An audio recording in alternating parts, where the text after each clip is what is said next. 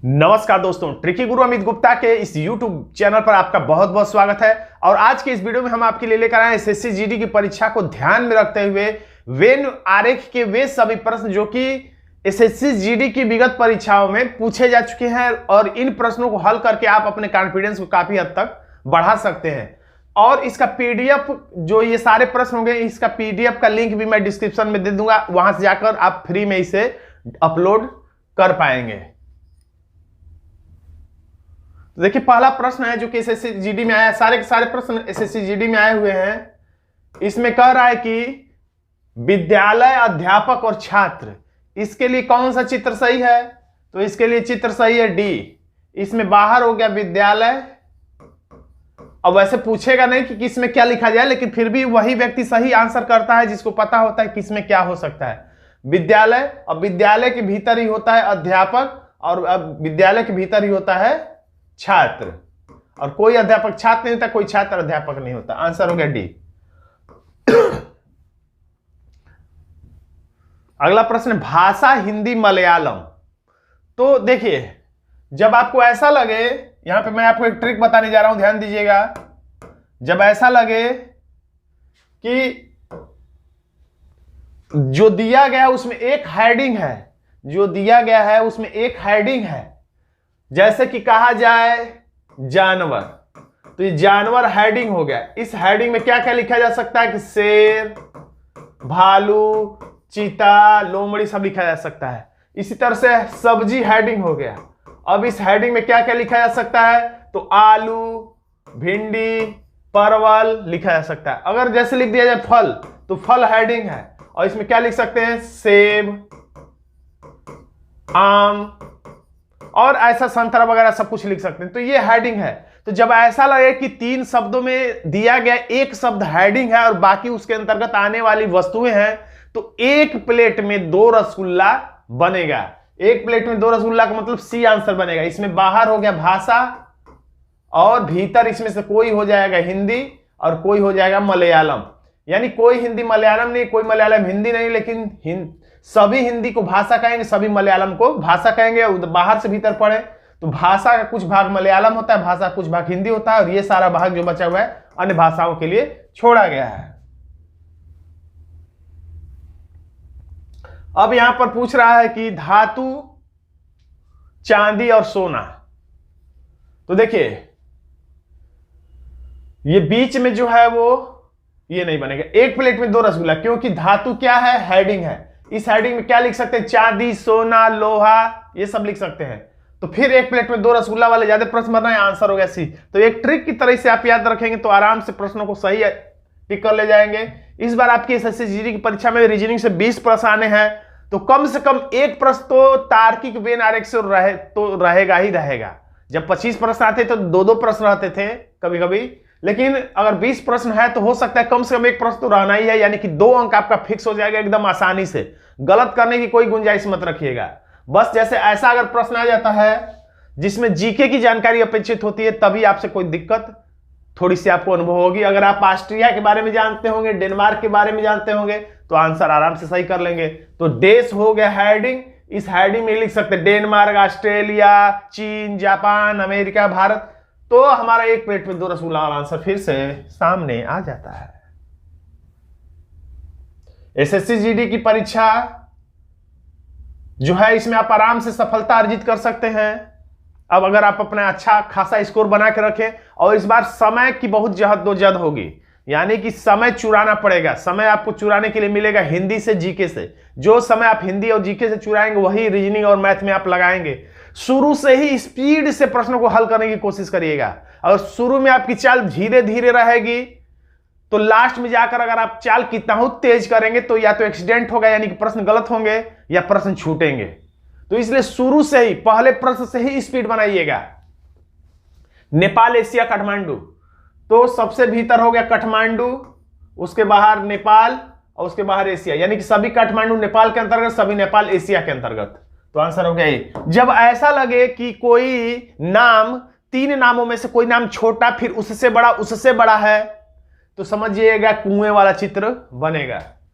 यहां पर मैं विस्तार से ट्रिक नहीं बता रहा हूं ना, विस्तार से वीडियो है, यहाँ पे सिर्फ मैं विगत परीक्षाओं में पूछे गए प्रश्नों को हल करा रहा हूं, साथ साथ में थोड़े बहुत ट्रिक से आपका परिचय कराते चल रहा हूं।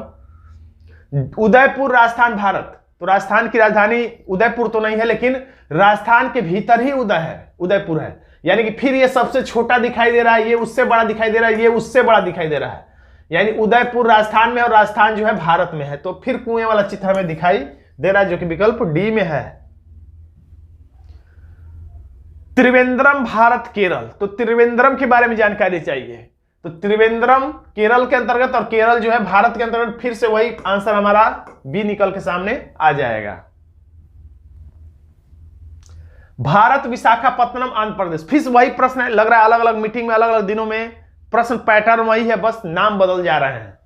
तो विशाखापत्तनम आंध्र प्रदेश के अंतर्गत और आंध्र प्रदेश जो है भारत के अंतर्गत, यानी कि छोटा बड़ा है यहां पे दिखाई दे रहा है, तो फिर से कुएं वाला चित्र बी में हमारा सामने आ जाएगा। वेल, चमगादड़, स्तनपाई, याद रखिए यहां पे अब ध्यान दीजिएगा, होशियार, खबरदार, सावधान। जो ही आपके प्रश्न में चमगादड़ दिख जाए, जो ही आपके प्रश्न में क्या दिख जाए, चमगादड़ दिख जाए, तो अशुभ हो सकता है, अलर्ट रहिएगा, चमगादड़ से बच के रहिएगा। जहां भी प्रश्न में चमगादड़ आ जाता है तो वहां पे थोड़ा सा दिमाग लगाइएगा, क्योंकि गलत हो सकता है, अलर्ट रहिएगा। तो स्तनपाई, स्तनपाई क्या है, हेडिंग है, और स्तनपाई हेडिंग, और इस हेडिंग में लिख सकते हैं वेल, चमगादड़, छछुंदर।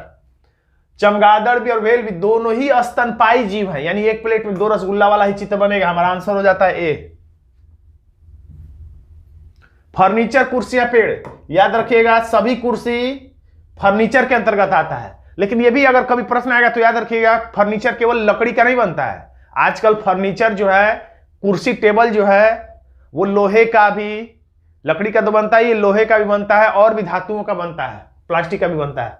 तो फर्नीचर, सभी कुर्सियां किसके अंतर्गत आएंगी, फर्नीचर के अंतर्गत। लेकिन ये मत सोचिएगा कि पेड़ से ही फर्नीचर बनता है, यहां पर ऐसा कोई चित्र नहीं है, चारों विकल्पों में से ही एक को टिक करना है। तो ऐसा अगर देखा जाए तो हमारा आंसर हो जाता है विकल्प सी। इसमें सबसे भीतर ये है कुर्सियां, और ये फर्नीचर, और ये है पेड़। वैसे आपको किसमें क्या है ये लिखने की जरूरत नहीं होती है, कभी कभी देखा गया कि लड़के इसमें पेड़ लिखते हैं, इसमें फर्नीचर, लेकिन फिर भी आंसर उनका सही हो जाता है, क्योंकि विकल्प से मतलब है, आपने क्या सोच कर दिया है उत्तर, इससे मतलब नहीं होता है। लेकिन जब आप सही जानेंगे तभी सही उत्तर तक सामान्यतः लोग पहुंचते हैं। लिखा है महिलाओं, माताओं और अभियंताओं, यानी कि महिला, माता और इंजीनियर के लिए कौन सा सही है। तो याद रखिएगा भीतर जो है वो क्या है, माताएं। समझेंगे तभी सही आंसर तक पहुंचेंगे, समझना जरूरी है। माताएं, और ये है महिलाएं, यानी सभी माताएं, दुनिया में जितनी माताएं हैं उनको महिला ही कहेंगे। और ये है इंजीनियर, यानी अभियंता। तो कुछ माताएं भी इंजीनियर होती हैं, कुछ महिलाएं भी इंजीनियर होती हैं। तो ये हमारा आंसर हो जाता है सी। इसको थोड़ा सा दिमाग में रखिएगा, कंफ्यूजन वाला प्रश्न है। छात्र, क्रिकेट प्रशंसक, टेनिस खिलाड़ी, तो इसके लिए डी आंसर सही है। और जब डी आंसर सही होता है तो हर तरफ से कुछ हाँ कुछ हाँ कुछ हाँ निष्कर्ष आता है, यानी कि कुछ छात्र ऐसे हैं जो क्रिकेट के प्रशंसक भी हैं और टेनिस के लेकिन खिलाड़ी हैं। कुछ क्रिकेट के प्रशंसक ऐसे हैं जो छात्र हैं लेकिन टेनिस के खिलाड़ी हैं। कुछ टेनिस के खिलाड़ी ऐसे हैं जो खिलाड़ी तो टेनिस के हैं, जो खिलाड़ी तो टेनिस के हैं लेकिन उन्हें वो प्रशंसक है किसके, तो क्रिकेट के। ऐसा हो सकता है कि आप क्रिकेट खेलते हैं लेकिन कभी कभी आप टेनिस की प्रशंसा करते हैं, यानी वो भी आपको अच्छा लगता है। आंसर है डी। भाषाएं, हिंदी, मलयालम, फिर वही प्रश्न है। हिंदी, ये भाषा हेडिंग है, हिंदी और मलयालम इसके अंतर्गत आने वाली, यानी एक प्लेट में 2 रसगुल्ला है। फूल, लाल कपड़ा, ये प्रश्न अलग रूप में और जगह मैंने देखा है, जैसे एसएससी में और परीक्षाओं में आ चुका है। सफेद फूल वस्त्र, तो उसमें सफेद बीच में होता है, वस्त्र और फूल अगल बगल बन जाता है। तो वही चीज इसमें भी है। बीच में क्या होगा, ऐसे चित्र में बीच में क्या होगा ये महत्व रखता है। तो बीच में क्या होगा, लाल, यानी दुनिया में जितने लाल रंग की वस्तुएं हैं उसमें कुछ लाल रंग का फूल होता है और कुछ लाल रंग का कपड़ा होता है, और कपड़ा अन्य रंग का भी होता है तो इधर इसके लिए जगह है। फूल अन्य रंग के होते हैं तो उसके लिए ये जगह है। लाल रंग की अन्य वस्तु है तो उसके लिए ये जगह है। हर तरीके से चित्र सही होना चाहिए, हर तरफ से चेक कर लीजिए। गाजर, सब्जी, मांस, तो गाजर सब्जी मान तो सभी गाजर सब्जी के दुकान पे मिलता है, यानी सब्जी कहलाता है, लेकिन मांस अलग है। तो देखिए ऐसा चित्र कौन है, तो ऐसा चित्र सी है, आंसर हो गया सी। परीक्षा में कठिन प्रश्न आ जाए तो घबराना नहीं है, आसान प्रश्न आ जाए तो बहुत ज्यादा खुश नहीं होना है, क्योंकि बहुत ज्यादा खुश होने में भी आंसर गलत हो जाते हैं, बहुत ज्यादा घबरा जाने से भी आंसर गलत हो जाते हैं। कठिन प्रश्न आए तो सोचिएगा सबके लिए कठिन है, आसान आएगा तो भी ये सोचिएगा सबके लिए आसान होगा, सबका ये प्रश्न सही होने वाला है। अगला प्रश्न, कलम मेज लेखन सामग्री। तो जितना कलम है वो सब का सब लेखन सामग्री है, यानी ये कलम ये लेखन सामग्री, और मेज जो है अलग है। अब ये मत सोचिएगा, अगर न्यूटन वाला दिमाग लगा देंगे तो ये अगर सोचेंगे कि मेज पर ही रखा हुआ है तो इसको टिक करेंगे, ऐसा कुछ अलग को टिक करेंगे तो गलत हो जाएगा। बहुत ज्यादा न्यूटन वाला दिमाग जो लगाएंगे तो गलत हो जाएगा। बहुत ज्यादा दिमाग नहीं लगाइएगा, बहुत कम दिमाग मत लगाइएगा, औसत रहिएगा, गौतम बुद्ध के मध्यम मार्ग पे चलिएगा। काठमांडू नेपाल भारत, सबको पता है काठमांडू नेपाल की राजधानी है, यानी काठमांडू नेपाल के अंतर्गत, नेपाल भारत के अंतर्गत है। नेपाल भारत के अंतर्गत नहीं है यहाँ पे, हाँ नेपाल भारत के अंतर्गत नहीं है, यहाँ पे ध्यान दीजिएगा, प्रश्न गलत हो जाएगा, मैं गलत बोल गया। काठमांडू जो है नेपाल के अंतर्गत है, लेकिन नेपाल एक अलग देश है, और यहाँ भारत जो है वो अलग है, यानी कि ये वाला आंसर, यानी ये काठमांडू है, ये नेपाल है, भारत अलग है, भारत के अंतर्गत नेपाल नहीं है, अलग देश है भाई, उसका अलग महत्व है, अलग संप्रभुता है। तो दोस्तों अगर आप हमारे एसएससी जीडी के क्रैश कोर्स से जुड़ना चाहते हैं और सभी रीजनिंग प्रीवियस ईयर में जितने क्वेश्चन आए हैं उन सबको ट्रिकी तरीके से सॉल्व करना कम समय में सीखना चाहते हैं, तो आप हमारे इस व्हाट्सएप नंबर पर संपर्क करके रीजनिंग में 20 में 20 स्कोर आराम से कर सकते हैं, और इसमें आपको 20 ऑनलाइन मॉक टेस्ट भी दिए जाएंगे, व्हाट्सएप पर आपको पीडीएफ भी दिया जाएगा, और वीडियो के माध्यम से सभी प्रश्नों को हल भी कराया जाएगा। तो दोस्तों आज का वीडियो आपको कैसा लगा कमेंट बॉक्स में जरूर लिखिएगा। वीडियो अच्छा लगा तो वीडियो को लाइक कर दीजिए, अपने दोस्तों में शेयर कर दीजिए। चैनल पर नए हैं और चैनल को अभी तक सब्सक्राइब नहीं किए हैं तो चैनल को सब्सक्राइब करना भी एसएससी जीडी के लिए मत भूलिएगा। धन्यवाद दोस्तों।